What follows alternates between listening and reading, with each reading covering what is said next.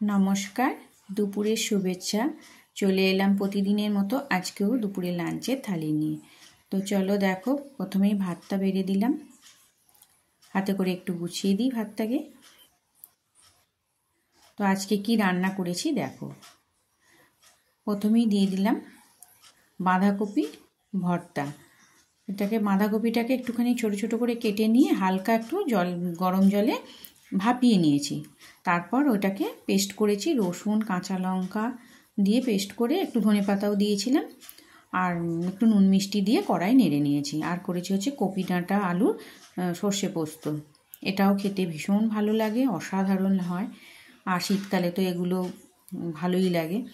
আর করেছি হচ্ছে পেঁপে সেদ্ধ, দিয়ে দিলাম কয়েক টুকরো গোল করে কাটা শসা।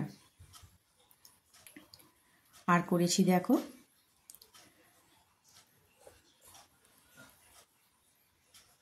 আলু দিয়ে মাছের একটা মাখা মাখা ঝোল। একদম গরম, ধোঁয়া উঠছে দেখো এখনো।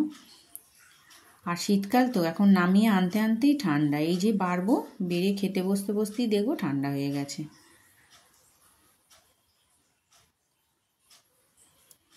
আজকে আর ডাল করিনি, এই ছিল দুপুরের মেনুতে। আর আছে একটু পেঁপের চাটনি, আছে একটু গরম গরম পাঁপড় ভাজা।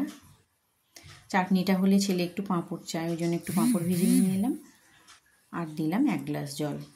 এই ছিল আমার দুপুরের লাঞ্চের থালি। কেমন লাগলো অবশ্যই জানিও। ভালো লাগলে একটা কমেন্ট করে দিও, ছোট্ট করে লাইক করে দিও, আমার পাশে থেকো, আমার চ্যানেলটাকে সাবস্ক্রাইব করে দিও।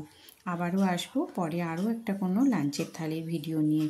ততদিন তোমরা সুস্থ থেকো, ভালো থেকো। অনেক অনেক শুভেচ্ছা, অভিনন্দন।